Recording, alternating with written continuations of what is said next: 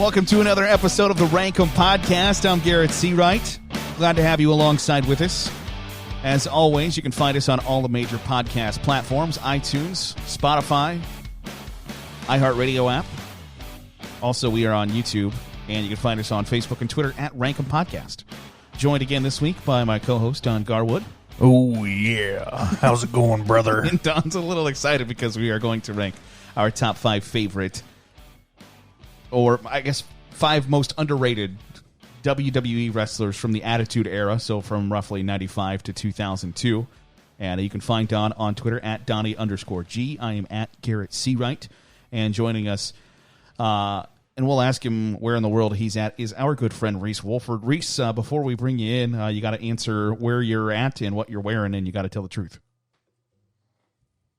I am in my son's bedroom in sunny Mansfield, Ohio, and I'm wearing a pair of regular basketball shorts and no shirt. Just getting weird for the podcast. All right, No bro tank? No. It's too natural today. Too chilly for a bro tank. But not too chilly for shirtless. Fair point. I mean, if you're a man, you don't need a shirt.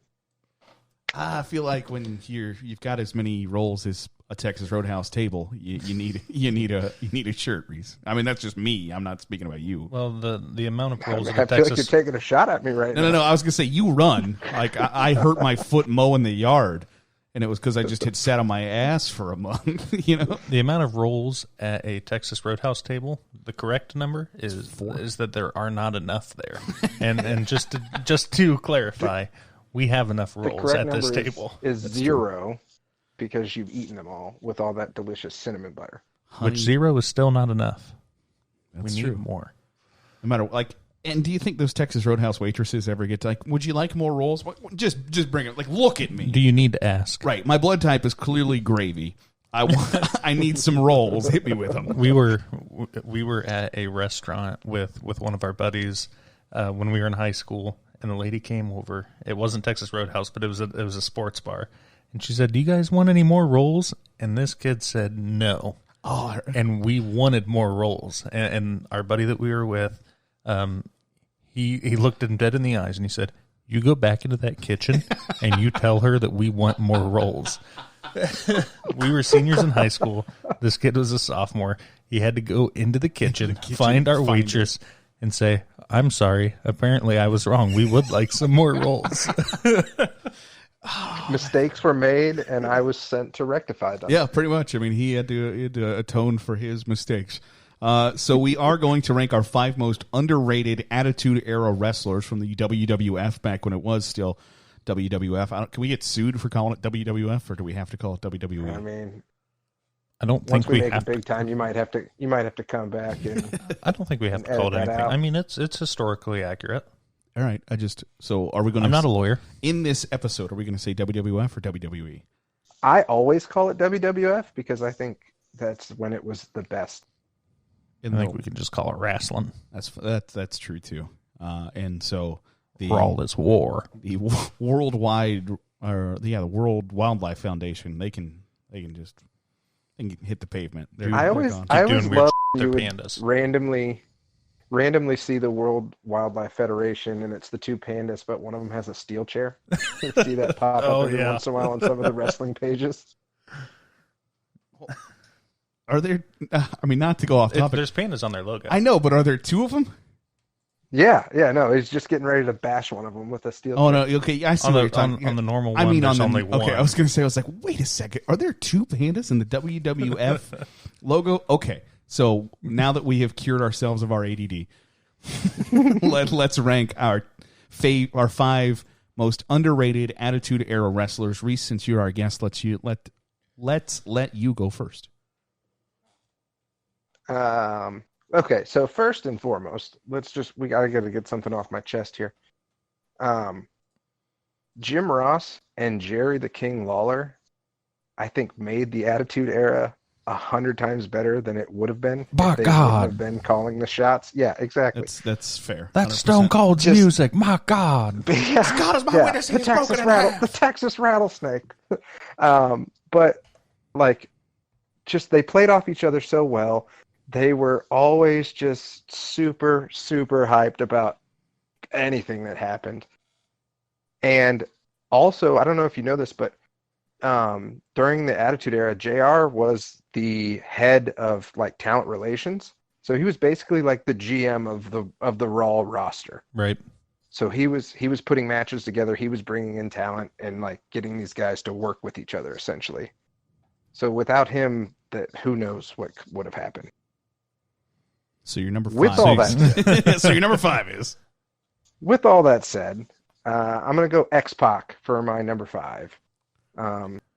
And he's not like A-list, but most people know who he is.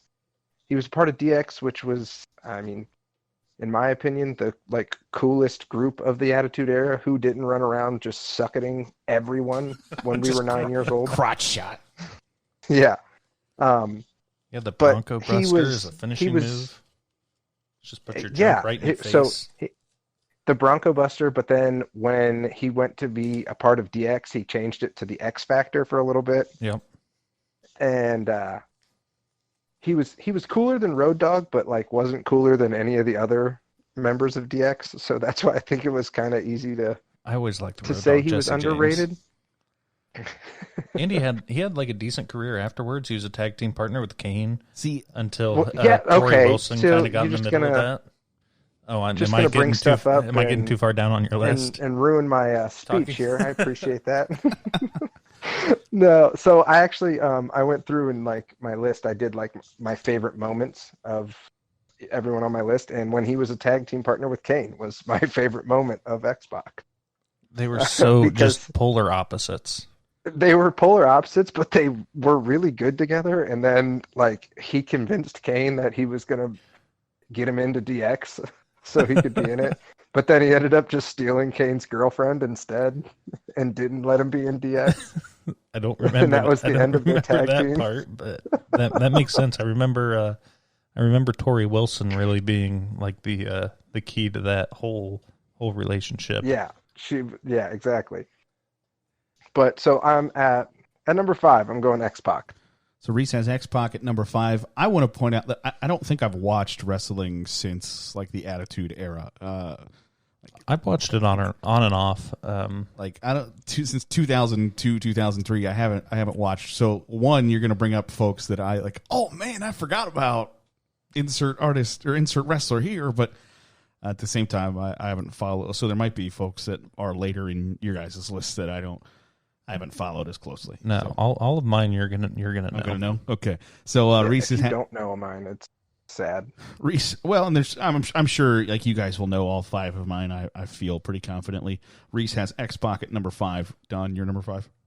And number 5, I have Bob Hardcore Holly. Nice. He was. I mean, like his name kind of implies, he was a kind of in the mid 90s during the Attitude Era. The Hardcore Championship was super hyped up because you could do pinfalls anywhere, and by that I mean like the Hardcore belt was also 24/7. So there would be like little parts during the show when like Hardcore Holly isn't the champion and he breaks into. I'm just gonna throw somebody's name out here. I'm just gonna say X-Pac. He breaks into X-Pac's hotel room, hits him in the head with a chair, has a referee with him, jumps over on top of him, and has a referee count him out. Gets a 3 count while he's on the bed in his hotel room. Then takes off running, runs into the hallway, gets sucker punched by, get sucker punched by the Undertaker. I mean, these aren't real events that happen, but I'm trying to not like say names that are on other people's lists. The Hardcore Championship run was crazy then. And then in the late 90s, they brought in Crash and it wasn't Crash and Crush. It was the Holly Cousins. Who was the super scrawny one? Or maybe it was just Crash. I think I'm thinking of the small. Crash, I think I'm thinking of the small, the smallest Dudley boy. Spike Dudley. Spike Dudley. Didn't they also bring in Molly Holly to be a part Molly of that Holly? crew? Yep, because at one point they were like hardcore European and women's champion, and they had like their own little stable that they were doing. And Hardcore Holly was just he was a very no nonsense kind of character, and anytime anybody, it didn't matter who it was, whether they were on the top of the card or not, he would just come in and beat the crap out of them and walk away. So just for that attitude that he had, was he makes my top 5. So you got Hardcore Holly at number 5 on your list. I honestly, I had forgotten that Hardcore Holly existed. Like there's some of these names like you are much more well versed on in the WWE universe from back then. Than like I didn't start watching wrestling till like 1998 or so. So I don't remember a whole lot of like Shawn Michaels and Bret Hart and things like that happened before. Like I kind of got in at The Rock and Stone Cold Steve Austin. So I'm like later Attitude Era, I guess. Well, I went through, me and Reece are in a fantasy football league, and we, like 2 years ago and 3 years ago, put on like an old Royal Rumble. Everybody drew names out of a hat, and the order that your wrestler that you drew gets eliminated in was the order that you picked in that draft. So, Gotcha. like, I pull out K-Quick, and he gets eliminated 20th overall, but he's only the third person whose name was actually drawn. So now I'm picking like third to last. Whoever got Stone Cold either of the 2 years we did it won. Gotcha. But then like Drew Carey, whoever pulled him out, the one that was in Cleveland, ended up picking like 4th overall because he walked in, had the ring doing like the last 6th. He walked in at like number 26 or something like that. And then, like, Kane, nobody was in the ring because everybody eliminated themselves so that he could have, like, a minute in the ring to celebrate. And then Kane's music plays. And by the time Kane gets to the apron, Drew Carey just launches himself over the top rope. So Don and Reece have given their number 5s. My number 5, and I also want to say that before the show, we don't know each other's list. We have no idea who each other has on their list, but we did say, Reece had said, he's got little blurbs for each person. The only person I have a little blurb for is number 5. And my number 5 is Steve Blackman. And the only reason I have a little blurb is I met Steve Blackman at a Cracker Barrel in Pennsylvania in like 2000. That's dope. And his people thought it was like the coolest thing ever that I was like, Mom, that is Steve Blackman. She's like, I don't know who that is, but no, it's not. And I was like, I swear to God that is Steve Blackman. And my mom was like, don't okay, let's say that is whoever the hell you say it is. Don't go bother them during the middle of their country fried steak, okay? Like, leave them alone. So we were checking out, and like one of his handlers came out and was like, hey, you. And I'm like, yeah. And he's like, that definitely is Steve Blackman. Do you want to go meet him? I'm like, yes. But he really was. And then he hit you over the head with a kendo stick. I was going to say, but he really was underrated. Like, I thought he was great. And that was before I met him at a Cracker Barrel somewhere in Western Pennsylvania. So, but that kendo stick was badass, man. Steve Blackman's gonna make an appearance on my list, so I'm gonna save a little bit of talking point for when he appears on mine. But I thought he was I'm a really also great. trying not to talk about Steve Blackman. All right, okay, okay. So I will move on from Steve Blackman at number 5. My number 4 in our 5 most underrated Attitude Era wrestlers is I feel like I should have these guys higher because they were some of my favorite wrestlers. I've got the Hardy Boys. Like, I love Jeff and Matt Hardy. The fact that they would fly from, the top of ladders that were on top of tables, on top of chairs. Their acrobatics were ridiculous. So they were so cool at the time. I don't even know what outfit they were wearing, but it had tears in it, and they just looked badass. And I just thought they were so cool. I feel like I should have them higher, but I've got them at number 4. So you're putting them both there? Yes. With a bit of a twist. So that was one reason, as I was driving over today, I texted him. I said, hey, maybe we can do tag teams tonight as well, because I'm sitting there like with the bad boy, or not the bad boys, with the Dudley boys. Will Smith and Martin Lawrence. My favorite tag team. But I'm sitting there with the Dudley boys, right? Edge and Christian, the Hardy Boys, obviously, Taka and Funaki, who's actually more in that attitude range. We should remember who they are. I know exactly who they are. And then the Brothers of Destruction. They may or may not be making an appearance on my list. And then the Brothers of Destruction, who's like Undertaker and Kane, when they teamed up, that was such a badass moment. Yeah. But no, I mean, your curveball with the tag teams, I'll allow it because the Hardy Boys were so cool. Well, and I don't know that I even remember them ever wrestling individually as much as it just was like Matt and Jeff Hardy. Right, they were one person for a long time. They were one. So I've got Hardy Boys at number 4. Don, you're number 4? Go ahead, Reese. I feel like that's not wrong, but it's wrong. I agree. To have them as one, or to only have them at 4? They were A-list. Like A-list. I don't know. They were. They were A-list. They were tag team champions. They were jumping off like double ladders. Tag team champions is not A-list. Who didn't try and swanton bomb their brother on a trampoline? I swanton bombed all the time. I know, I understand that, but they were not A-list. Get a little step ladder, like 3 steps up in the air, swanton bomb onto a pillow. Hold on. If you have a problem, put that on Twitter. Put that on Twitter right now. I guarantee it comes back 100%. They were A-list. Oh no, I'll vote on it just to.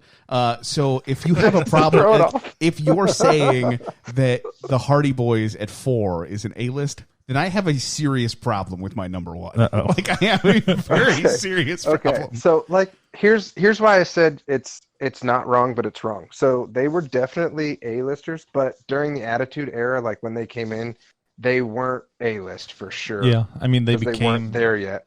Right. If they came in in like 01, 02, like at the I was going to say it was very tail end, era.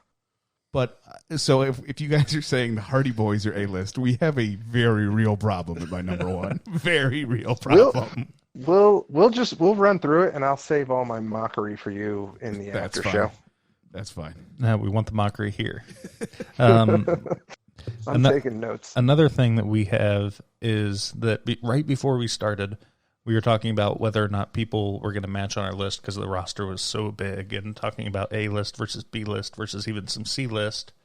And Reese guaranteed that somebody on his list was going to be on mine.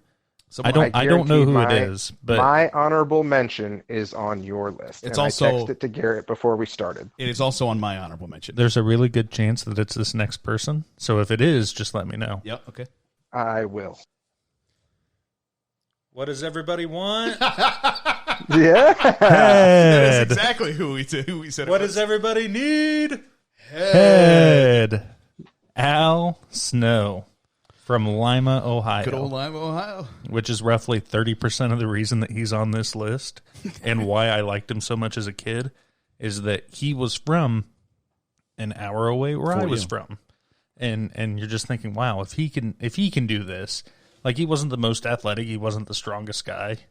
He had a gimmick, and that gimmick was hilarious. See, I'm ashamed to admit, as a kid, I didn't get it either. I never got it. Like, I was 28, and I was like, oh, my God, what does everybody want? Right, and he just had a head written on the mannequin dog.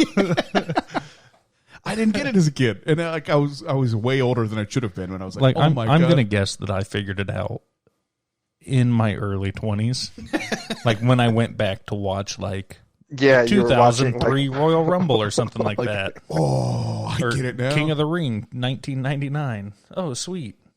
But is that who you said was going to be? Yes. Okay. 100%. 100%. He is on my honorable mention. He's on Reese's honorable mention. But Reese said, I guarantee you Al Snow is on Don's list. I was like, guaranteed. Guaranteed. I thought might be higher.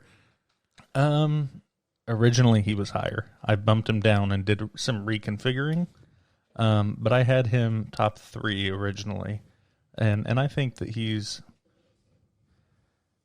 If it wasn't for head, he probably would be honorable mention, because he never really did anything like super stand out in the. Yeah, I don't remember Al Snow wrestling as much as I just remember his entrance and him being like a crazy person. I think he was real big into like the hardcore part because he wrestled ECW for a while. He carried around a stick because they took head away from him at one point because he was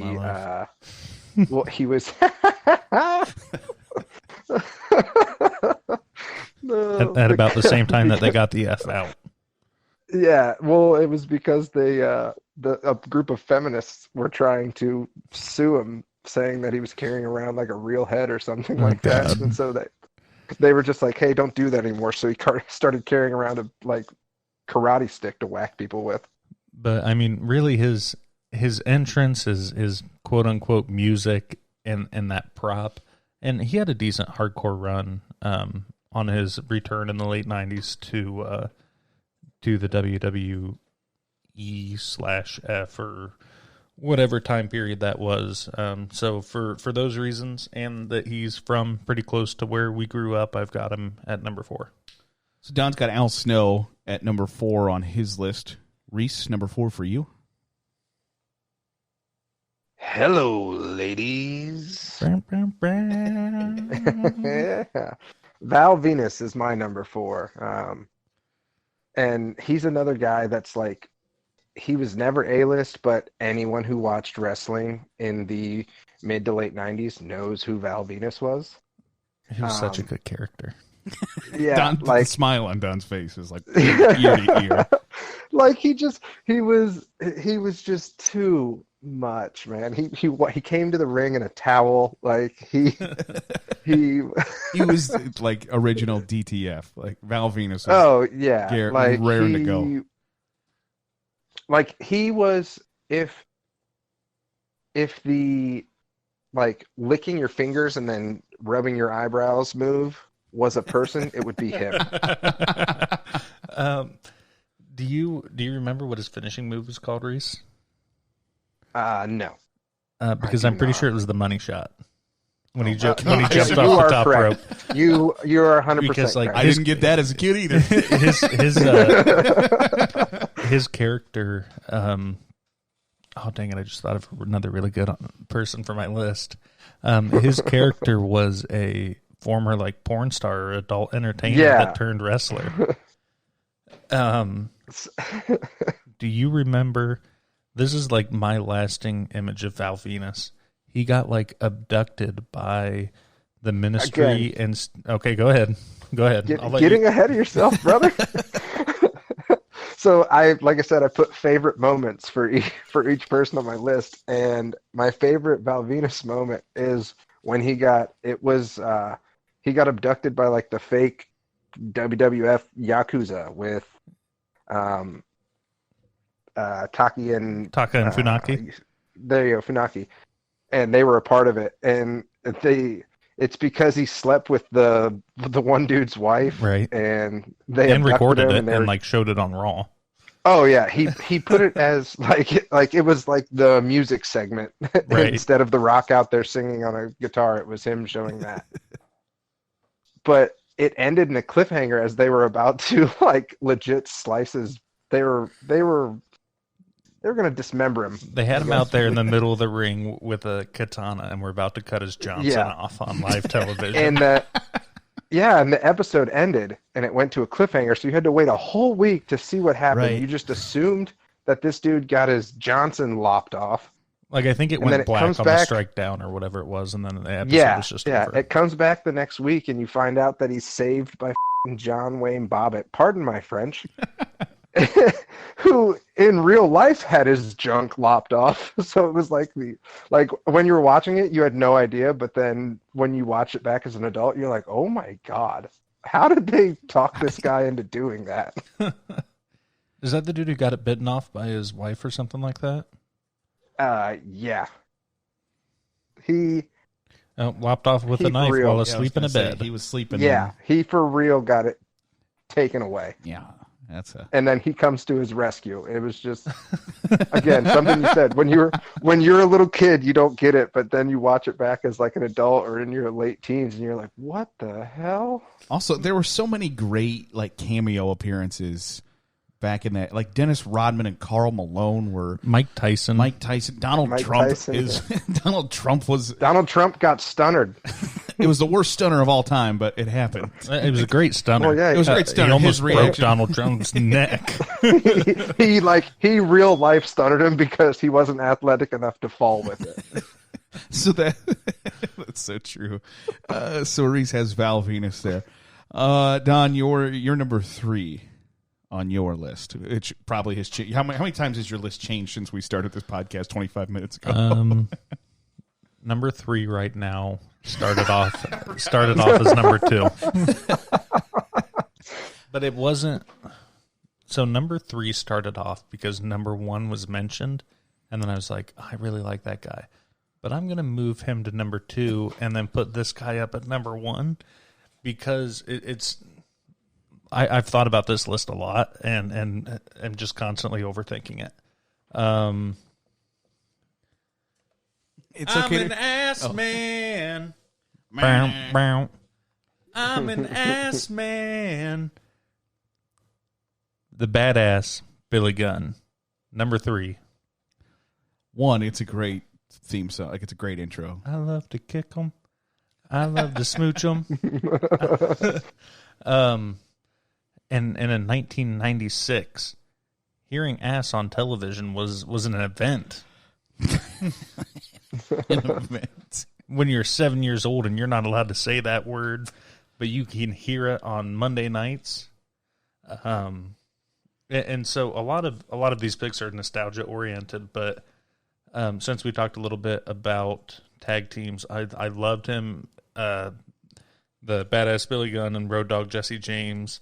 The Road Dogg Jesse James, the badass Billy Gunn, the new age outlaws. He eventually left and then came back in the new like PG era of WWE as the one Billy Gunn.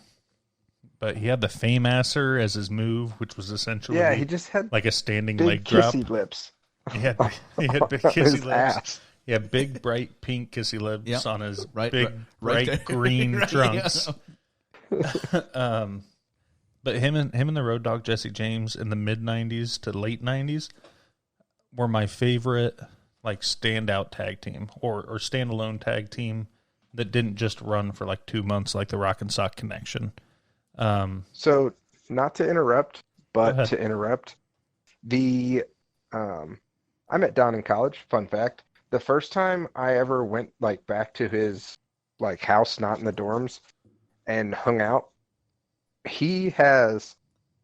I don't know if they're still there because I don't know if you're my wrestlers. At your mom's house.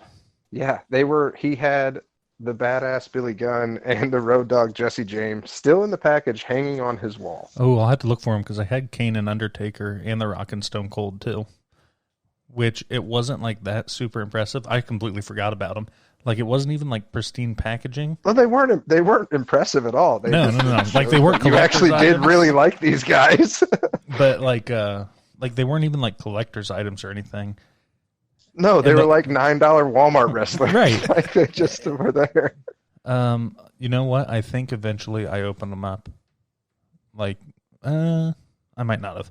I think so. I think I opened up Kane in the last. I think I opened up Kane and Undertaker in like junior high or high school, and then left the Road Dogg and Billy Gunn. But I'll have to go and look for them in the basement at Mom's house and see if I can't find them. See, I remember Road Dogg and Billy Gunn. Like I always thought Billy Gunn was his character made sense. Like he was a decently attractive dude who just like that was his like everything was related to ass. Like they just were making ass puns over and over again. I thought Road Dogg Jesse James is like the ugliest man I've ever. Like he's the most juggalo looking dude I've ever seen in my entire life. And he had the worst haircut ever. It was awful. Well, he absolutely terrible. So it took me an embarrassingly long amount of time to figure out that when Jesse James cheated on Sandra Bullock years ago, that wasn't the Road Dogg Jesse James. It was not the Road Dogg Jesse James. Right. Like, how was he? You were just like, you sick son of a gun. You're back at it again. How did he get Sandra Bullock? Like it's a $19 Uber ride from his eyebrows to where his hairline starts with that horrible haircut, and he's got Sandra Bullock. Right, and I had no idea who Jesse James is. I think, does he build motorcycles or does he do tattoos? I don't know which one he does. I don't really care. He's not the Road Dogg. I think, right? I think he has tattoos. Aren't there two different ones? Oh, my God. Well, is there not one that does tattoos? I can't be sure. All right, There's not memes about him, so you don't know. Right, exactly. Right. There's not a meme or a conspiracy theory about Jesse James cheating on Sandra Bullock. Well, I'm sure there is, but I just don't. It doesn't affect me.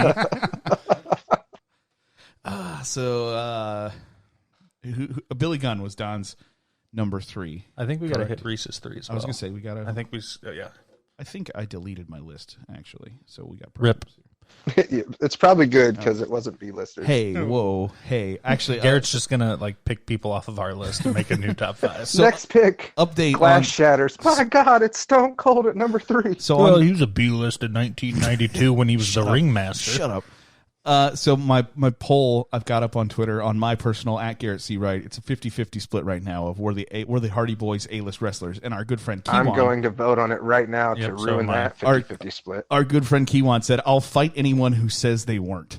The Hardy Boys are my favorite tag team." Jeff Hardy is his favorite. Right. Yeah.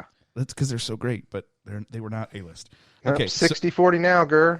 So Reese, you're number 3 on our 5 most underrated WWE Attitude Era wrestlers. So my number 3 is one Steve Blackman. Already brought up on Gur's list. I loved Steve Blackman. I don't know what it was about him. Like he was just like a kind of buff white dude that did karate, but he carried around the Kempo stick, and he was known as the Lethal Weapon for a while. Yep. Yeah, that badass music.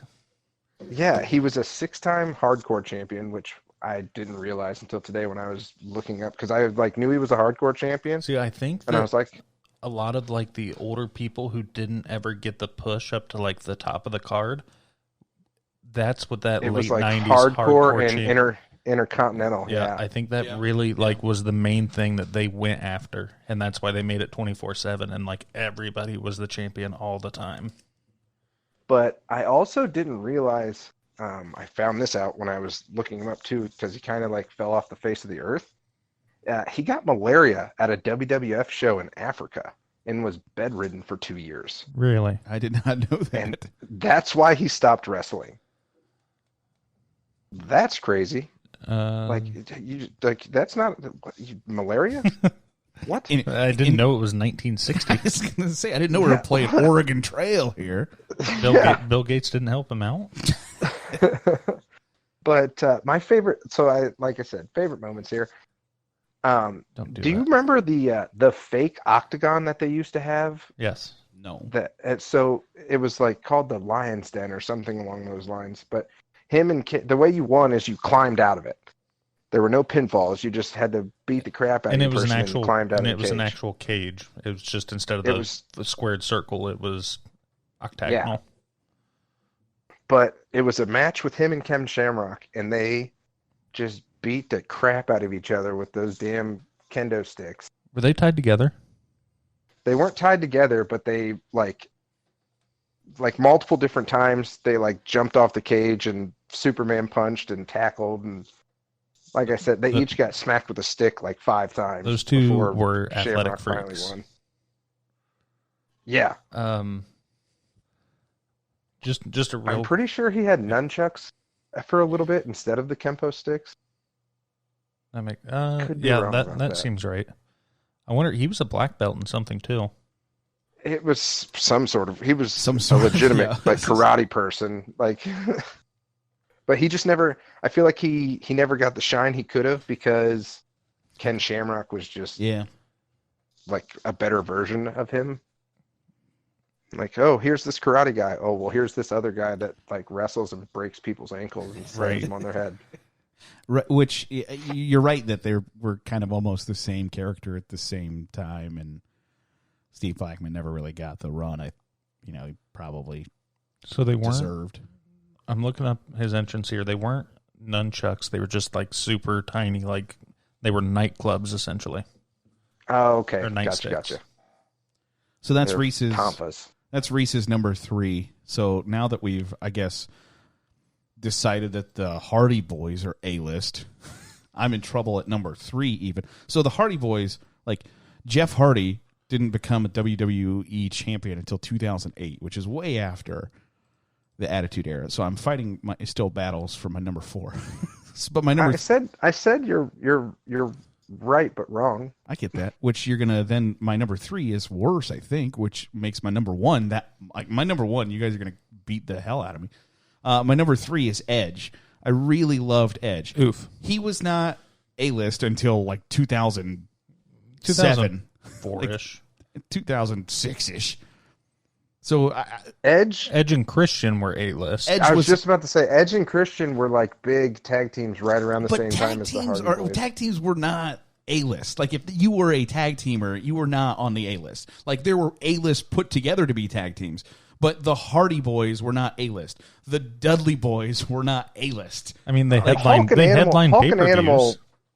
Like Animal and Road Warrior, I realize not WWE. They were not A-list. Like that's where they put. They were like relief pitchers in the 70s that you weren't good enough to be a starter. So we put you in the bullpen because we might need you. A lot of those guys got their start kind of into it as tag teams and then catapulted off of that. But at that time, Edge was kind of just an underling for the Undertaker. Right. So he was a B-lister. Part of the Brood originally, which was Gangrel's staple. That was the Ministry of Darkness. When they were under the Undertaker, they were the Ministry of Darkness. Those were my dudes. But Edge, I loved the spear. His finishing move, the spear, like it just looked awesome. And he had that long blonde hair.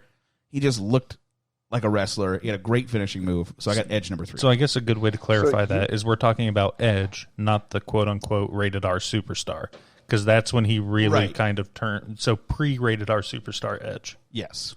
So like Ministry of Darkness. Edge before Lita. Yep. Who he stole from the Hardy Boys. So that's my number 3. And it's just going to get worse from there. So I think we've gone around. Everybody's done their number 3s, right? Yep. Okay, so Reece, give me your number 2 on your list. All right, so this number 2 for me is kind of where I'm hitting a little gray area here. Number 2 for me is Goldust. I hate it. So Goldust was somebody that I added to my honorable mention list as we were going on. Okay.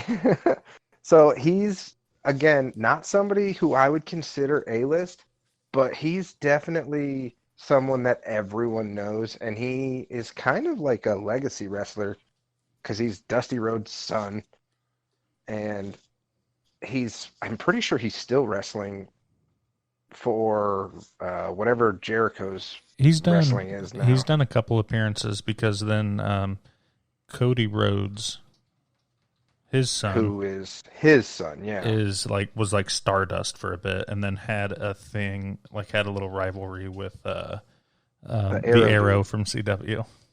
Yeah. But yeah, Goldust, 9-time hardcore champion. Again, we're just all the hardcore champions are the B-list dudes. Don brought it up. And who do you remember his finishing move? I do. That's actually something I've written down here. The Shattered Dreams was a killer finisher. Yes, it was. Probably the most devastating finisher. Yeah, literally. IRL. Let me just throw you into this corner, be a freak, and like fake kiss on you and stuff, and then hang your legs up and just boot your nuts into your throat. Do you remember it, Garrett? No. I was the least Goldust fan ever. He threw him in the corner, put their legs up, each leg on each middle rope, went across to the far corner of the ring, and then just running punted their nuts into their throat. No, I don't remember that. I hated the outfit. I hated the face paint. I hated it all. Yeah, no. So he was terrifying, but like not in a Kane type of terrifying way. He was terrifying because he was Elton just John a weirdo. He was like a cross dresser, but he was. Yeah, I was trying to think of 6'7", 280 pounds. Who's the person with the drag show? RuPaul. This is RuPaul. It was not. It didn't work for me. I just did not. I remember. So I didn't have this written down as my favorite moment, but I just remembered. Do you guys remember Ahmed Johnson? No. Not off the top of my head. He's like a random member of the Nation of Domination, but at one point he was jacked up on a stretcher being like taken out. Goldust comes out of nowhere and starts giving him mouth to mouth. Like that, I'm pretty sure that wasn't scripted, but like that's just the kind of weird that he did. He was off the chain. At one point, like my favorite moment I have written for him, he catfished Booker T. So they had a little run towards the tail end of the Attitude Era where like they were tag team partners, and they actually played off each other really well and were like really funny together.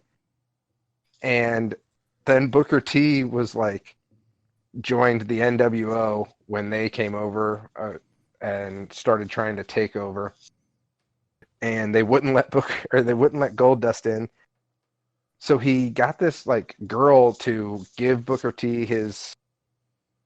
her hotel room key so that they could meet up later. And then Booker T's sitting in the hotel bed and she turns off the lights and he's like, talk dirty to me, baby. And then Goldust's voice just starts whispering. The lights come on. Goldust is in the bed. Booker T freaks out, runs out of there, butt ass naked. Like that was the height of just Attitude Era Goldust ridiculousness. So Reece has Goldust occupying a pretty high spot there, which I'm terrified for my list now. I'll give you my number 2, Don. Don, you got something you want to say? No, go ahead. Okay, so my number 2 is probably pretty late Attitude Era, and you might even argue that he's not Attitude. I got Rikishi at number 2 as a fat kid. Rikishi was like my spirit animal that, hey, maybe I could wrestle too, because you got all these like dudes who, like The Rock is obviously not relatable to like 98% of the population, but Rikishi is, I mean, you're just rubbing your tush in everybody's face as you're basically like your finisher. Like, this is great. I could do that. I would say that Rikishi was the tail end of the Attitude Era because he was the one who quote unquote like ran Stone Cold over when Stone Cold broke his neck and had to get surgery. Rikishi ran him over. I did it for The Rock. I did it for the people. And like knocked Stone Cold out of commission for 9 months, and essentially his career. That's kind of forced him into retirement. So I'll give you that. And he kind of lived his life on the border of A and B list and even B and C list. There was a time where he was very close to A list. But I don't know that he ever busted. I would consider him firmly in the B list. Yeah, and he kind of bounced around top to bottom on that and did different stuff because they were bigger people than him. They were stronger people than him. There were funnier people than him. But not everybody did all of those things. Like Mark Henry was bigger and stronger. What's really funny, but he wasn't nearly as funny as Rikishi and like Too Cool. Is like Rikishi, for as big as he was still kind of super athletic. Like he would super kick. Like one point he kicked the Undertaker in the face. One thing that I found out here 6'10". recently, I'll go on little binges where I still I'll watch like old wrestlers talk about the 90s and stuff like that. Rikishi was part of the Undertaker's clique, which was the clique in the WWE. If the Undertaker hated you, you were going to have a bad time. Right.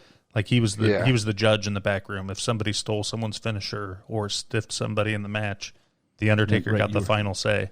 And it was, hey, buy him a case of beer, buy him a bottle of Jack Daniels. You have to carry his bag, stuff like that. And he was part of the Undertaker's clique. Jury, executioner. Yeah. So I was always a big fan of Rikishi. Well, like Don said, he was funny. He still had decently athletic moves for being as big as he was. But then at the end of the day, he's rubbing his tush in people's faces and rubbed his tush in some of the biggest stars at the time face. So I got Rikishi number 2. Don, what about you? Number 2, not going to spend a lot of time on him as we have already. Steve Blackman is number 2 on my list. He was originally number 1, moved into number 2 during the list. So we've talked about him already, and I'm just going to throw the thing I remember most about him. Did you meet him in a Cracker Barrel in Western Pennsylvania? I didn't meet him in a Cracker Barrel, no. But he had a fling with Stephanie McMahon before Stephanie McMahon married Triple H. And before she had a thing with Test. It was before she became like prominent in the right. She was like fresh out of college and just kind of like in the background and started quote unquote dating Steve Blackman. And there was, when he was like kind of trying to break into the top lineup, he was getting like these championship matches, and Stephanie would always come in, and like if he was going to lose, the ref would get knocked out like they always do, or would have his back turned, and Stephanie would like slide into the ring with that kendo stick and like mollywop the dude he was fighting against. And the time that I remember was that she slid into the ring to hit the dude he was fighting against. The referee turned around, and she looked at the referee, looked at Steve Blackman, and just cracked Steve Blackman in the face with it, so that Steve Blackman so that the other dude got disqualified since Steve Blackman got hit. And I think that was when they broke up, because he like stormed off into the back, pissed off. And that's like my lasting image of Steve Blackman. Is pissed off at Stephanie McMahon. Right. So that's Don's number 2, Steve Blackman. He's been on all 3 of our lists. Guys, quickly, before we reveal our number 1 list, let's go through our honorable mentions. I have Al Snow, that Don had at number 4 on his list. I also have Farouk. He was just this huge dude that I don't know that I have no idea if he had his tongue cut out, or I've never heard Farouk talk in my life. Yeah, I don't know that I've ever heard him talk. Well, he doesn't know who the APA is, and he doesn't know who the Nation of Domination is, so you got to cut him some slack. My apologies. I also have the Dudley Boys on my... You're bad, and you should feel bad. The Dudley Boys. The Dudley Boys are super A-list. No, see, tag team. They are A-list tag team, but they are not A-list overall on the entire roster. They put an 85-year-old woman through a table twice. They're A-list. Right, that 85-year-old woman who was also getting hit on by Mark Henry, who was not A-list. Mark Henry laid her down. If I'm not mistaken, it's canon. Your definition of A-list is way too tight. Your honorable mention, Reese? So I had Al Snow, and since it got brought up earlier, I added Gangrel. He got mentioned earlier, I think when we were talking about Edge, and he was also one that was like kind of scary, but like really cool, and he had like the flames, and he the chalice of blood that he drank out of when he came to the ring. Vampire teeth. And he wore vampire teeth, and I'm pretty sure I thought he was an actual vampire for 2 or 3 years. Probably. He'd spit blood on people's faces too, I think. I think he did like the Triple H thing. Before the match, he would like spit it up in the air after he drank out of it. He looked like he was ripped straight out of the movie Blade. Yeah, or like Interview with the Vampire. Because he wore that kind of like blousey shirt. Right. So that's Reese's honorable mention. Don, you? Okay, so on mine, I've got Val Venus, who we've talked about, Goldust, who I added and we've talked about, and then I have Farouk on mine as well, and I'm going to do him a little bit more justice than Garrett did. He was part of 2 really good staples. He was originally part of the Nation of Domination, which was Farouk, D'Lo Brown, and Rocky Maivia, who eventually became The Rock. No. And Ahmed Johnson was in it for a bit. And The Rock kind of stole the show of those people. He originally was supposed to be quiet in the background, and they're trying to push Farouk to be the heavyweight champion, and D'Lo Brown, who was almost on my honorable mention list. D'Lo Brown, talented AF. For weighing like 250 pounds doing front flips and crap. Yeah. But Farouk had the Dominator as a finishing move, which is essentially a power bomb, except for he over-rotates them and lands them straight on their front of their face. They had it coming. And then the APA, which was Bradshaw and Farouk, was one of the best segments in the backstage where they... their poker games were so good. Like Spike Dudley had come up to him and be like, hey, I need you to protect me during this match because I pissed off these 3 people. So the APA would accompany him out to the match, and if anybody tried to interfere with the match, know who he'd beat Farouk and Bradshaw are. I'm that not stupid. Well, this is before JBL though. Right. Bradshaw was long-haired Bradshaw with a clothesline from hell.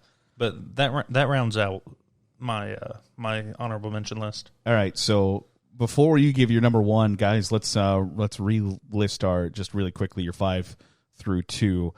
Don, we'll go you first with your 5 through 2, and then give me your number 1. So my number 5 is Hardcore Holly, which we talked about it a little bit earlier. I had a Hardcore Holly doll too. He got broken last week. Literally, his legs. I went down to Mom's house. He's been in the toy bin for 20 years, and last week his legs were ripped off of him.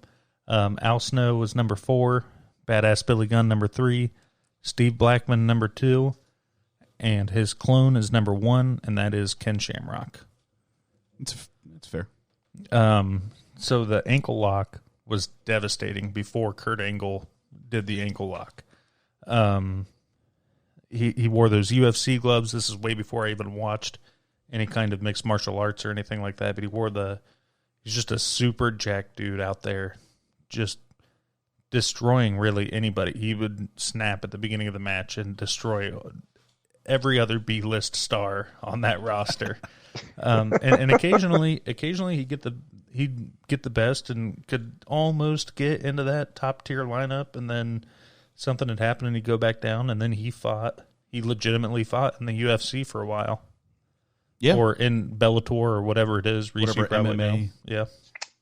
He was in the UFC before he went to WWF, and then he went to WWF, he came back to the UFC, then he bounced around to Bellator, and he's been all over the place. Right, like he was he was the original kind of Brock Lesnar and was a legit bad man.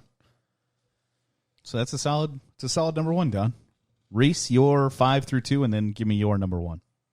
Okay, so before I run through my top 5, I'll just list yours off. So in case anyone forget, you had Stone Cold at 5, The Rock at 4, Hulk Hogan at 3. The Hulk was 5. Did I miss anyone? You had Triple H at 2. Oh, Triple H at 2. That's right. Yeah. Undertaker honorable mention. You had steroid Vince McMahon at number 1. I believe. Shane O'Mac. So yeah, the St. Valentine's Day Massacre, Vince McMahon. So my list is 5. I have X-Pac. I have Val Venus at 4, Steve Blackman at 3, Goldust at 2, and then my number 1 is Owen Hart. And the only reason we're laughing is because we talked about Owen Hart before. Yeah. Well, so he would have been higher rated, but he's dead. Yeah, so that was actually one of the things I had written down was he probably would have been way bigger than he was had he not died. Because it was 99. Actually, it was my birthday in 1999 when he died. Big oof. Yeah, ouchies. But he was kind of always seen as the little brother to Brett. Mm-hmm. Never really got the love that he deserved. He had a really good tag team run, and I know Garrett loves tag teams but hates them and says they're only B-list. He loves tag teams, but he hates to give them any credit. Yeah. Tag teams are awesome, but they're all C-list. Man, they are not A-list. Nobody's watching a pay-per-view that's based on tag teams. Except for all the TLC matches. Right. I didn't say that. I'm just saying that if you were at the top of the tag team list, you were a B-list wrestler. And I don't think that's controversial. I don't think that's... I don't know about all that. At that time. I mean, anyways, yeah. I digress. He had a good run with the British Bulldog. I think they were tag team champions 2 or 3 times. He was once, so he left and then came back to the WWF, and when he came back, he was a really good heel, and he had a lot of really good matches with Stone Cold, and one of my favorite moments of them, and I remember watching it when it happened, but I didn't realize what had happened because I was 7 or 8 watching it, but Stone Cold was talking about it on a podcast years later. Owen Hart botched a pile driver on Stone Cold and broke his neck. Yeah, he was the first person in the ring. Yep. And so Stone Cold's laying there legit neck broken and is don't touch me, don't touch me. So Owen Hart stands up and is being the showman that he is, walks over and gets a mic to buy time for this concussed, broken neck Stone Cold laying in the middle of the ring, and starts talking trash, walking around. And then somehow Stone Cold's able to roll over and get the worst like roll up pin you'll ever see. The worst schoolboy pin in your ever. life. Yeah. And he wins the match because that's the way the script wanted it to go. And like Stone Cold legit had a broken neck, and a week later Owen Hart's wearing a shirt that says Owen 316, I just broke your neck on the back of it. Like he was a really good character and like kind of shot down in his prime, I guess. Before his prime. I mean, he was still, yeah, he was like 40 at that point. He's 34. 40? Yeah, that's practically 40. So you're practically 40. Let's keep that to ourselves. All right. So so Reece has Owen Hart, and I feel like I got to explain my. I'm looking at you when we were talking about like your fake top 5 for him. If Vince McMahon is his, okay, he was dying. He was dying when you said Vince McMahon.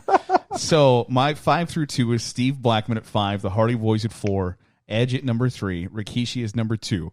And I want to stress that how underrated I think this wrestler is as my number 1. I have no, like, I don't plan to debate that he's B-list. He is solidly A-list. Let's both take a guess at who it is, Reese. Well, hold on.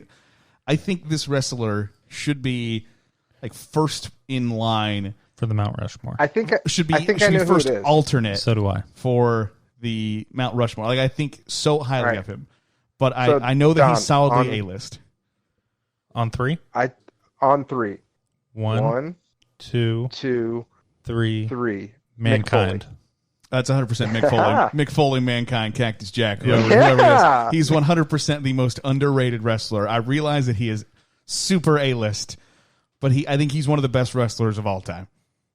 And I don't mean that hyperbolic. I don't disagree with you. Well, he wasn't a great wrestler. He was great at taking a fall, and he was a good showman. Right. Like he wasn't a technical wrestler. And he wasn't even really somebody who was going to wow you with any kind of power, but he could take a hell of a fall. Break in half. As evidenced by a couple different times. But I just think that he's this like legend from that time period that I don't know that WWE, WWF gets to the heights it does without Mick Foley at that time. No, they threw him. And I don't know literally like him. ESPN shares him getting thrown off the top of the Hell in a Cell every year. There's a guy on Reddit that I follow. I can't remember his name, but like you'll be like into a Reddit thread that's like completely off topic. It'll be like a 5-second clip of a dog chasing his tail, and this guy will write like a 3-paragraph like story about like his dog used to chase his tail and blah blah blah, and then the last 2 sentences it's always transitions to. This reminds me of the time in 1998 when the Undertaker threw Mankind off of 20 feet into a Hell in a Cell.